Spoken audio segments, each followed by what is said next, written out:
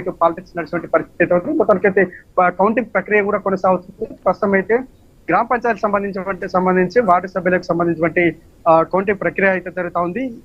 4-5 సమయానికి కూడా పూర్తిగా ఇటు పంచాయతీ ఎన్నికలకు సంబంధించి అంటే చిన్న గ్రామ పంచాయతీలకు సంబంధించి ఫలితాలు వచ్చే అవకాశాలు ఉన్నాయి. ఏదైతే మేజర్ గ్రామ పంచాయతీలకు సంబంధించి కౌంటింగ్ ప్రక్రియ ఆలస్యం అయ్యేటువంటి అవకాశాలు అయితే ఉన్నాయని చెప్పొచ్చు. ఎందుకంటే చాలా చోట్ల కూడా టగ్ ఆఫ్ వార్ అంటే ఇటు బీఆర్ఎస్ కావచ్చు, బీఆర్ఎస్ వర్సెస్ కాంగ్రెస్ కావచ్చు, కాంగ్రెస్ వర్సెస్ కాంగ్రెస్ కావచ్చు, అభ్యర్థుల మధ్య టగ్ ఆఫ్ వార్ నడిచినటువంటి నేపథ్యంలో ఇక్కడ ప్రతి ఓటు చాలా కీలకం కానుంది. ఆ నేపథ్యంలోనే కొన్ని చెల్లని ఓట్లు కూడా పరిగణించబడతాయి. చెల్లని ఓటు పరిగణించేటువంటి క్రమంలో కూడా ఆ ఏజెంట్ చూసి ఆ చెల్లని ఓటు కూడా పక్కకు వేసే అవకాశం ఉంది. ఎందుకంటే బ్యాలెట్ పత్రాల ద్వారా జరిగినటువంటి ఎన్నికలు కాబట్టి కొందరు నిరక్షరాస్యులు కావచ్చు, కొందరు వృద్ధులు కావచ్చు, గుర్తుకు సంబంధించి 2 బాక్సుల మధ్యలో అంటే అవగాహన లేకుండా, కంటి చూపు లేకుండా కొంత పక్కకు ఆ ముద్ర కొట్టేటువంటి స్వస్తిక్ ముద్ర కొట్టేటువంటి నేపథ్యంలో ఆ ఓటును కొన్ని చెల్లని ఓటుగా పరిగణిస్తారు. ఆ ఓటు చెల్లని ఓటుగా పరిగణించే క్రమంలో కూడా ఎందుకు చెల్లదు అనేటువంటి అంశాన్ని కూడా అవకాశం ఉన్నటువంటి ఏజెంట్లకు అభ్యర్థులకు చూపించి ఆ పక్కన వేస్తారు. కానీ కొన్ని మొదటి విడత ఎన్నికలకు సంబంధించి కూడా యాదాద్రి కావచ్చు, ఇటు సూర్యాపేట జిల్లాకు సంబంధించి ఫలితాలు టై అయినటువంటి చాలా చోట్ల కూడా టై అయినటువంటి పరిస్థితి అయితే ఉంది. టై అంటే ఇద్దరికి సమానంగా ఓట్లు పడ్డటువంటి నేపథ్యంలో ఆ 3 చోట్ల కూడా రీకౌంటింగ్ పెట్టారు. రీకౌంటింగ్ లో భాగంగా కూడా ఇద్దరికి సమానమైన ఓట్లు వచ్చాయి. ఆ నేపథ్యంలోనే డ్రా పద్ధతి ద్వారా కూడా 3-4 సర్పంచ్ అభ్యర్థులు కూడా గెలిచారు. అంటే ఇక్కడ రాజకీయ ఎత్తులు పై ఎత్తులు ఒక ఎత్తు అయితే ఇక్కడ అదృశ్యం కూడా చాలా మంది సర్పంచ్ అభ్యర్థులకు విజయాన్ని వరిస్తున్నటువంటి పరిస్థితి ఉంది. కొంతమంది అభ్యర్థులు 1, 2, 3, 4, 5 ఇట్లా ఓట్లతో కూడా మెజార్టీ సాధించే అవకాశం ఉన్నటువంటి నేపథ్యంలో చాలా ఈ ఫలితాలకు సంబంధించి ఇటు ఉత్కంఠభరితంగా ఇటు అభ్యర్థుల్లో టెన్షన్ కూడా మొదలైందని చెప్పొచ్చు. సుధా, కిరణ్, గతంలో చూసుకుంటే యాదాద్రి భువనగిరి జిల్లాలో అత్యధికంగా పోలింగ్ శాతం అయితే నమోదైంది మొదటి విడత ఎన్నికలకి సంబంధించి. ఇప్పుడు ఈసారి ఓవరాల్ గా ఉమ్మడి నల్గొండ జిల్లాలో అత్యధిక పోలింగ్ శాతం ఎక్కడ నమోదైందండి?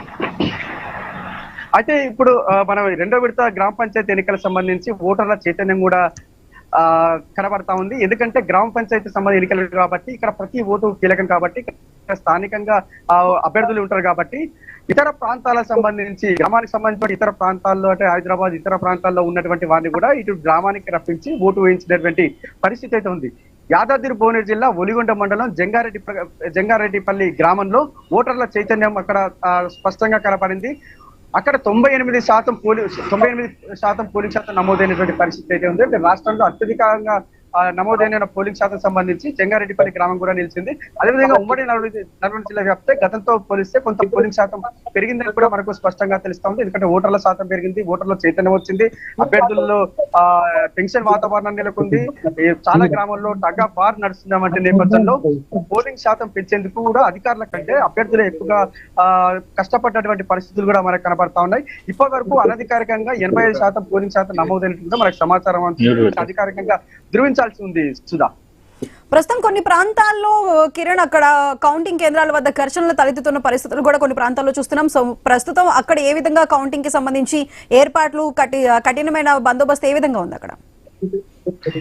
మొదటి విడత ఎన్నికలకు సంబంధించి పోలింగ్ కావచ్చు, కౌంటింగ్ ప్రక్రియలో జరిగినటువంటి కొన్ని చెదురుమదురు ఘటనలను అనుభవాన్ని పాఠంగా మలుచుకున్నటువంటి పోలీసులు కావచ్చు, అధికారులు కావచ్చు, ఈసారి కట్టుదిట్టమైనటువంటి భద్రతను అయితే ఏర్పాటు చేశారు. ముఖ్యంగా నల్గొండ కృష్ణపట్టే ప్రాంతమైనటువంటి చిట్యాల, అడవిదేవులపల్లి, వాడపల్లి ఈ ప్రాంతాల్లో గట్టి పోలీస్ బందోబస్తు ఏర్పాటు చేశారు. ఎందుకంటే ఎన్నికలు వచ్చాయంటే చాలు అక్కడ కౌంటింగ్ జరుగుతున్నప్పుడు, పోలింగ్ జరుగుతున్నప్పుడు ఇరు పార్టీలకు సంబంధించిన ఘర్షణలు తలెత్తుతుంటాయి.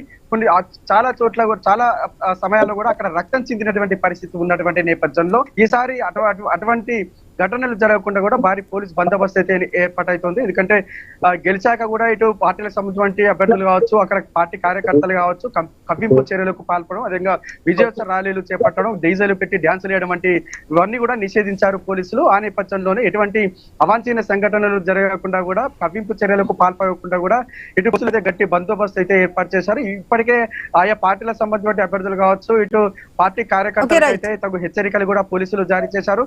ఎక్కడ కూడా చట్ట వ్యతిరేక కార్యకలాపాలకు పాల్పడిన చర్యలు తప్పవని కూడా ఇప్పటికే హెచ్చరికలు కూడా జారీ చేసిన పరిస్థితి అయితే ప్రస్తుతం అయితే కౌంటింగ్ కేంద్రం వద్ద 163 అదేవిధంగా 144 సెక్షన్ అయితే కొనసాగుతుంది. Sudha, right Kiran, thank you.